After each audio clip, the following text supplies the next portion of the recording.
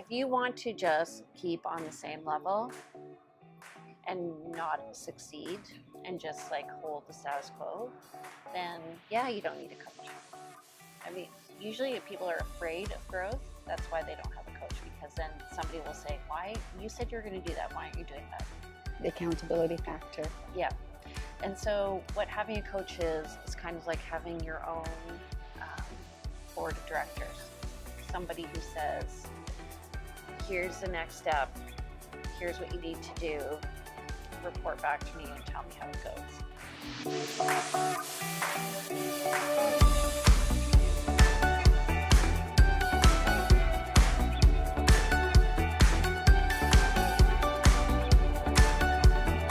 Welcome back to another episode of the Succeed Against the Odds show. And here as my guest in Victoria, British Columbia, I have Jane Johnston.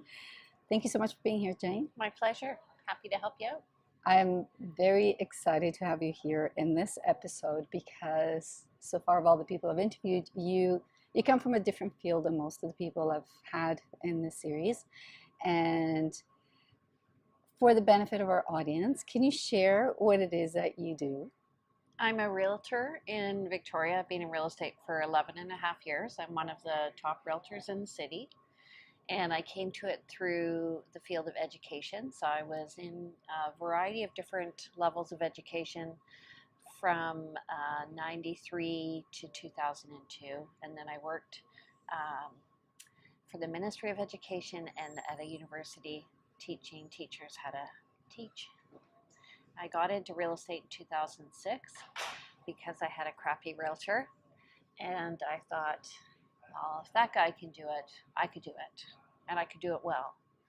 So I sold my first house within 2 weeks of becoming a realtor, and I've averaged first year 2 homes a month, and then after that 3 homes a month, and now I'm up to about between 4 and 8, depends on the month. That's incredible. So how does a teacher, what grade? I taught middle school and high school and university. Okay, so how do you go? I get it. Like you had a really sucky realtor and you thought, I can do better than this. But how easy was that transition? You just kind of thought, you know what, I'm just going to take a course because I can be better than this guy. Like, what was that transition from being a teacher, having, a provincial job, or no, municipal job, where it's pretty much safe, relatively safe job, to going in an industry that's completely different and it's 100% sales? Well, I did have a bit of culture shock when I transitioned, I'll be honest. So you're right. So in education, everything is paid for. You're photocopying, you don't negotiate your pay, everything, your holidays, you know it all going in, what you're going to get, what you come out with. And so I was actually offered a job within a few days of me selling my first house. And I was like, oh, have I made the wrong decision? But I don't think I have. So a lot of the same skills that I had as a teacher actually transition right over to real estate. So you're leading people through an experience. You're setting up what their learning objectives are, which is either buying and selling. I created a PowerPoint right away because I wanted to standardize my approach. I give them forms to fill out so they explain what their objectives are, and I give them lots of resources, and then I just lead them through the process. And one of the things I try and do is not overwhelm them with too many facts at the beginning. And then I do what's called a bank profile.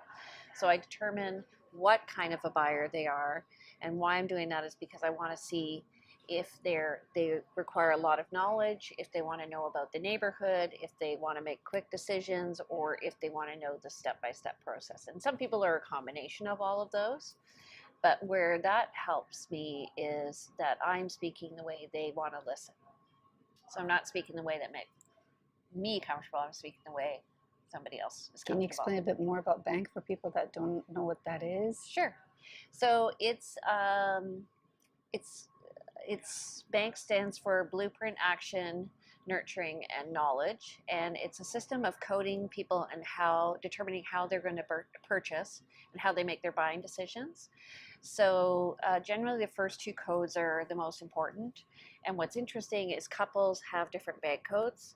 So some people are blueprint, so they want to know all the steps. Some people are action, so they want to just get in there. They want the fanciest house. They like all the bells and whistles. They would be driving like a flashy car. Blueprint people like you to show up on time. They like you to walk them right through the process. They want you to provide them with a lot of guidance and answers. Nurturing people tend to want to. They are focused on what's the community like, how does the house feel to them, can they see their family going up here, and then the knowledge people just like the overall big picture. So they want to know the aerial view, the topography, where the nearest park is, all the statistics about how this fits in. And the worst thing you can say to a knowledge person is, maybe we should think about it, because then you've lost them. They'll just go back right to beginning and start all over again. So Fascinating. So how much would you say that, because that is basically you're talking your potential customers' language so that they feel understood and exactly what it is that they want and what they need. maybe the husband, but not the wife, right? Right. But So you then need, I have to speak the wife's language too.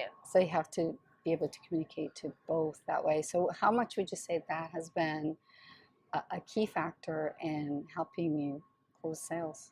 It doubled my business That's incredible. right away. Okay, so now, for those who don't have that training in the bank system and all that, when you started being a realtor, you didn't use the bank system, but you were still very successful. So what was the secret sauce there? Was it the presentations or was there something else? It was follow-up. Like essentially when I said I was going to be somewhere, I would show up. If I was going to provide them with information, I'd send it right away. Anytime they had a question, I just felt if somebody's going to be spending a lot of money on a home, then I want them to feel as comfortable as possible. And so actually when I went back after I did the bank training and looked at all my stuff, I actually had bankified it to meet everybody's needs anyway. So yeah, I think honestly though, it's about listening, not overwhelming, responding, and just anytime they need a resource. Like I have people who call me up who I did business with like 10 years ago, and they'll say, do you know a cleaning lady? Or I need my windows done. You know, just having the network. So in terms of networking, eWomen Network has been my primary networking arm. It has been instrumental in me developing relationships with people, and I would say it has fed my business so much. Part of it is that I show up to every meeting again, and and I'm present in front of people. So the networking is totally key to developing the new relationships. Yeah, It's a new way of doing business now. Well, it's not a new way, but it's probably one of the most effective because advertising is not as effective as it used to be. well, Like the original, the old school of advertising. Well, one year I think I looked at my ROI, so return on investment, and I spent $27,000 on marketing in the Real Estate Victoria magazine. And at the end, and what had happened was it became a part of my system. Just advertise, do this, advertise. And then I realized I wasn't getting any leads. And so I was looking around, and I actually did this when I got into real estate at the beginning, was I went and interviewed the top 10 realtors in my company, and I said, how are you doing business? And so same thing with the advertising. I looked at how they were advertising, and I just copied it. Why reinvent the wheel? So what was different about their advertising from what you were doing? Well, some were doing paper-based advertising, but that's when social media just started in 2007.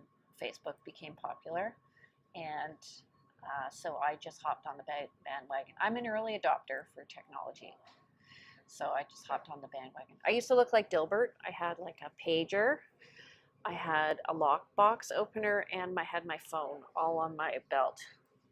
Now I just have one phone and a roll of toilet paper. So what do you find here for this area where you're at to be the most effective way of marketing your Here, listings? Yeah.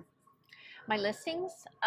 So we do a lot of social media. I actually do a little personal tour. I call it a lifestyle tour. I've seen, lots of sexy house tours where you have everybody shows you like the panorama of the view.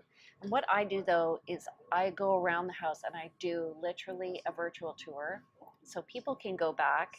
And what's helped me is it's actually created sales in other um, for people from other cities, so they feel comfortable enough after viewing the house over the video over and over and over again to write an offer from Toronto or Vancouver without actually stepping foot in the home. Because they feel like almost like they've been in there, they've seen enough Yeah, to make and a I'm trying decision. to answer, like I'm anticipating what the questions are and answering as I'm going around. And So you're actually talking through the video, it's not just a visual.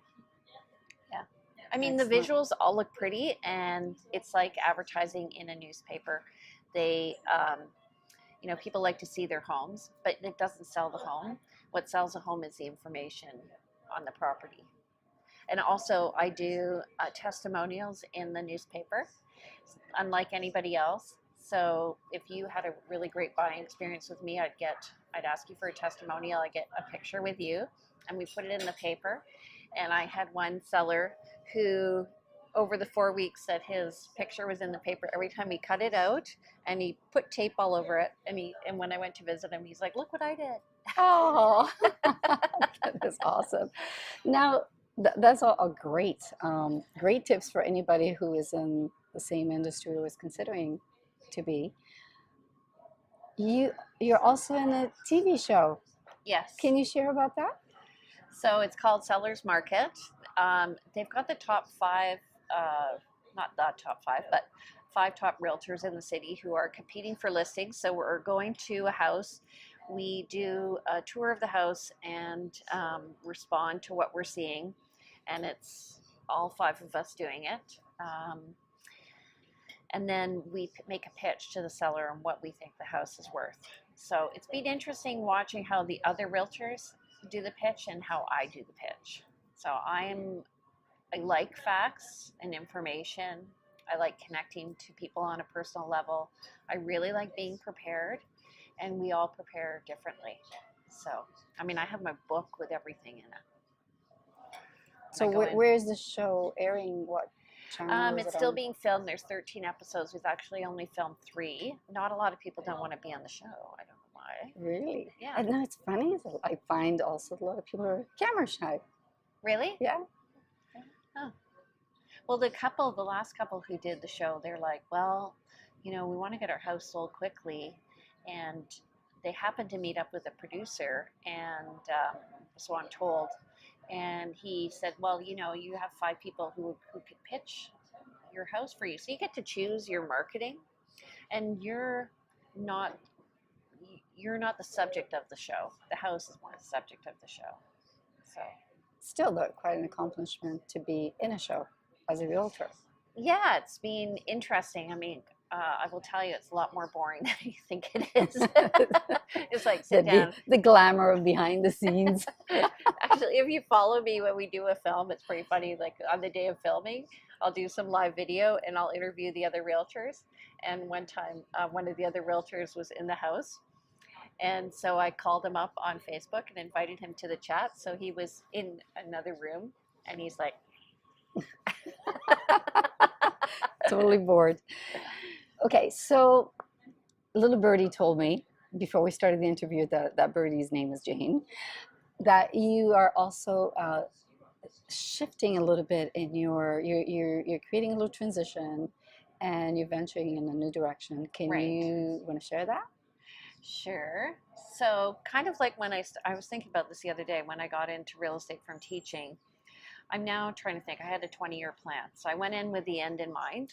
I did name the company or the group that I'm created after myself. I named it so that it could be a legacy. So it's the Briar Hill Group. And, What is it? the Briar Hill Group. Briar Hill is a street in the neighborhood where I grew up in. So you created that name. Yeah. You know what? I thought that was an agency that belonged to somebody else and you were under someone else. Yeah. A lot of people, when I that changed is to your- Remax, they thought, "Are you, you know, so you're leaving the Briar Hill Group?" I'm not. No, I am the Briar Hill Group. Yeah. So yeah, Clever branding. yeah. So it was all about. I wanted a name that meant community because I realized that's an important thing in my life. It's been a theme my whole life, creating community. So I was a former, or I am the former managing director of You Women Network, and that's just ended. And part of the reason for ending that is because of a lot of stuff happening. My kids are getting older, and I just need to spend a little more time with them. But also, I wanted to figure out a way that I could shift my business, so get the baseline doing really well, get a team up and running, and then have a focus on coaching, because I'm really good at sales and I have this tool with bank, and then tying the two together and coaching my team as well as coaching other realtors. Yeah. So, and the teaching theme is also my Twitter handle's Realty Teacher. And it's so perfect. It suits you so perfectly. I mean, you've seen me run a meeting, right? What do you think when I've run a New Women Network meeting? I think that you are so nurturing, and it's funny because I was just talking about you before you arrived, and I was saying you're so giving in information, you give so much that it's what creates the bond with you. And I think that's why a lot of the people in the network would come and attend, because of you being there. I don't know what it's like now, but that's my experience when I came to visit. That's what I experienced, that you have this way of nurturing people and making them feel comfortable and special. Oh, thank you. You do that. So yes, it's all you. Well, I still want to do that, but just in a different way. Yeah. Now, just going back, because this question is popping in my mind, and I was just wondering, because you know, like I've known you enough that I know that you know about the having your ideal client and all that. Did you apply that with the realty business as well? Did you have a specific market that you were targeting? Yeah. At the beginning, it's changed a bit over time. So I had 2 kids, 2 and 4. So my ideal market was moms with young kids, because I just thought I can identify exactly what they're dealing with. And I remember writing kind of a blog post about your ideal home. So 3 bedrooms on the main floor, on the sleeping floor, whatever, up or down. Kitchen with an open concept kind of playroom beside it. So you could keep an eye on the kids the whole time. Yeah, and then a backyard, and then also looking at schools and stuff. That's since evolved because my kids have aged, so they're now 13 and 15. And who I tend to attract are dentists, doctors, nurses, and teachers. And I think it's because I have a master's in education. I don't know. They like that. That is awesome. That's awesome. So you can communicate well with them, and they identify. Yeah, and you know what? So my code is AKNB or ANKB. So I like people who are decisive, and we have the same code, by the way. Surprised. Are you KN interchangeable? Depends on situation. Yes. Yeah. So I'm like high nurturing. Sometimes I'm like, okay, I'm not high nurturing. But yeah, I'm very much knowledge based. So I'm very comfortable answering a lot of questions. Some people like new buyers because they can be nurturing and they can guide them through and kind of baby them. I'm good with them, but I'm also good with figuring out the transition of somebody moving from A to B, and oh my God, I have to sell my house and buy a new house. Like, how do I do that? So it's all the project management stuff. So I'm actually quite divergent. That is awesome. Now, just for reinforcement purposes, because I bring this up from time to time, but and with different guests, the importance of having a coach. Here you are, very successful at what you do. You have a coach. Yes. So, Sandra.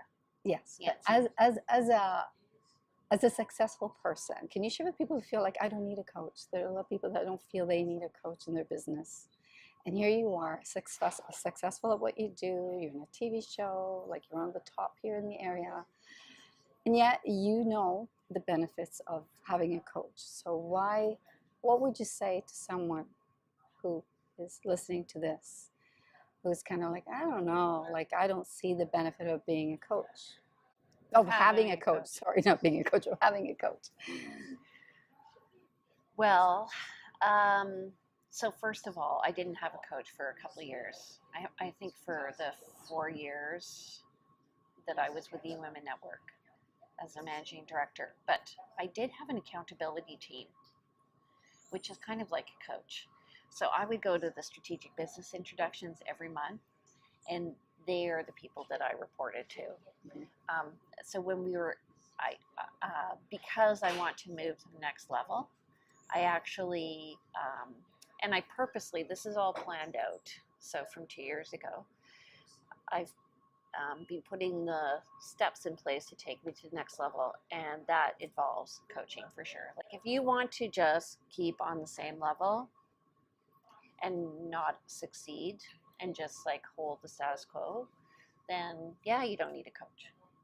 I mean, usually if people are afraid of growth, that's why they don't have a coach, because then somebody will say, why, you said you're going to do that, why aren't you doing that? The accountability factor. Yeah. And so what having a coach is kind of like having your own board of directors. Somebody who says, here's the next step, here's what you need to do, report back to me and tell me how it goes. When you don't have a boss. When you don't have a boss. And okay, so one reason to have it. I also have a mastermind group that I work with who are realtors who we bounce ideas off of. Like I have lots of things in place just to support me, because as an entrepreneur, you're really lonely. Like you do your business alone. So my husband thinks that networking is being nosy. Oh, really? That's his perception? Has he ever been to a networking event? He's just not. He's high B, okay. So Okay. he's like, I don't need to tell them anything. So yeah, he doesn't like the concept of networking, but he actually sees the benefit of it in me. So much so that when he was interviewing people to work with him in positions where they would have to interact with the public, he interviewed a former realtor because he thought we need to see that person, see what skill set she has. Yeah. Interesting. Yeah. Interesting. So there's reluctant respect from my husband for networking. I think there's also been a lot of misunderstanding or negative experiences around some networking groups where, you show up and you get flooded with a bunch of business cards that you're never going to look at, because there hasn't really been an actual real connection made. It's just been like, here's my business card. Yeah. Like, okay. Yeah. Right. I've gone to, actually been to only one. There was one specific event I went to, and I thought, this is going to be interesting. I can't remember what it was called. And as I showed up, it was like, it just felt like speed dating. Oh, yeah. For business, where it was literally we were sitting around these tables, and it was a quick introduction, and the next table, and I'm like, what just happened? Like, you have no time to ask questions or anything. Some people love that. Some people love that, but it didn't work for me. So for some people it works, because I don't know. I guess we're all different, right? Well, we're all different. So I changed from the largest local firm to Remax Camosun because I wanted to make a connection with other realtors across the country. And I thought, if I'm going to grow my business, I really need to be strategic in my partnerships. So the first thing I did, I joined in January, and there was a Remax conference in October. So I got a whole bunch of business cards. And I went to everybody who had a booth, and I said, I want to know you better, because I thought they had invested in the conference. They had invested the time and money to be there. And I said, I'm creating a network of realtors across Canada, and I want you to be a part of it. And so now I've been very selective. I had 11, now I'm at 17, then 24. And I have lots of people asking to join it. And we're being like one realtor per city because I want to have quality, not quantity. And I always told the members at eWomen Network, you want to be very selective in your intentions when you go. It's like if you ask a broad question, you're going to get a million answers. But if you ask a very specific question, Francesca, who do you want to meet? Then you get a very specific answer, and that's so much better. You're Straight to the point, no wasting time. Yeah, and the depth of the relationship is going to be way better because they're going to be able to meet your needs. And it's so easy. So we do a needs and wants list at the end of the meeting, and you can just literally join the dots. And you can see the people who aren't specific when they ask what their needs and wants are, that they don't get any leads and they don't grow. Mm-hmm. So you're fantastic. You totally are, in what you do and how you interact.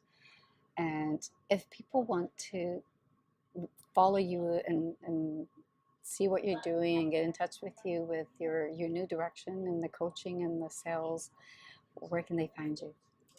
You can go, I have on Twitter, it's Realty Teacher. You can go to my website at briarhillgroup.com, or you can give me a call. And I'm with Remax, the Briar Hill Group at Remax. And my website's briarhillgroup.com. My number is 250-744-0775. We're going to have all this information in the show notes. Okay. So it will all be there, but I wanted you to share it anyway. Okay. And I'm going to ask you, as we're coming to the end of this interview, but one random question that I asked some of my guests, not all my guests. What did you want to be when you grew up, when you were a little girl? Oh. When I was a little girl, I think I wanted to be a nurse. I just wanted to help people. But I would say as I grew older, I just wanted, it was very important for me to do something where people felt happy. I applied to law school and I didn't go because I just thought it was too negative. Sorry to all the lawyers out there. But I was a phys ed teacher and I really liked that. I really liked being a realtor. I really wanted to be an entrepreneur. And it's funny, I came from a family where my parents didn't like entrepreneurs. And so I didn't even consider running my own business. And my dad was very upset with me when I left education to go into real estate. Uh-huh. He thought I was lowering myself.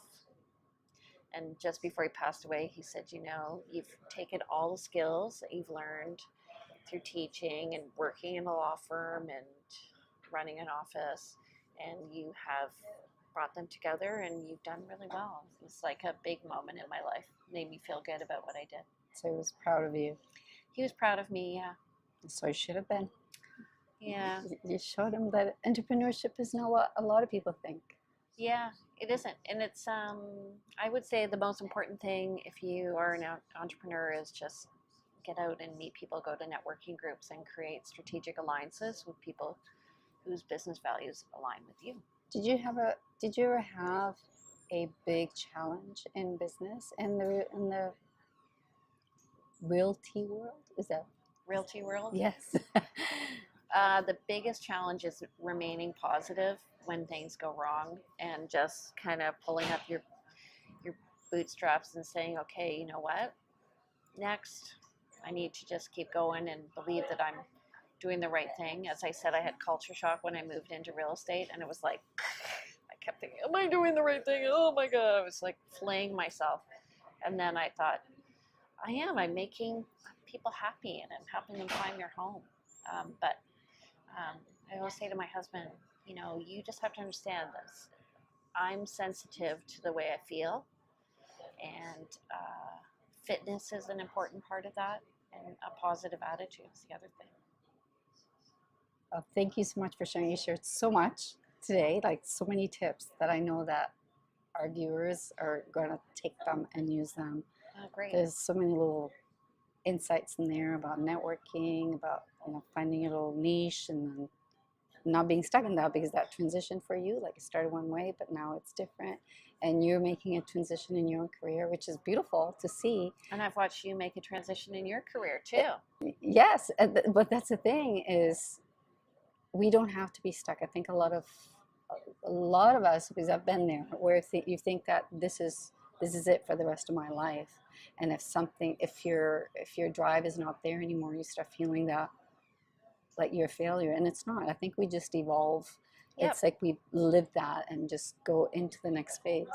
And I like seeing what you're doing and your transitions as well. So I know you're going to be bringing so much value to the people you're going to be coaching.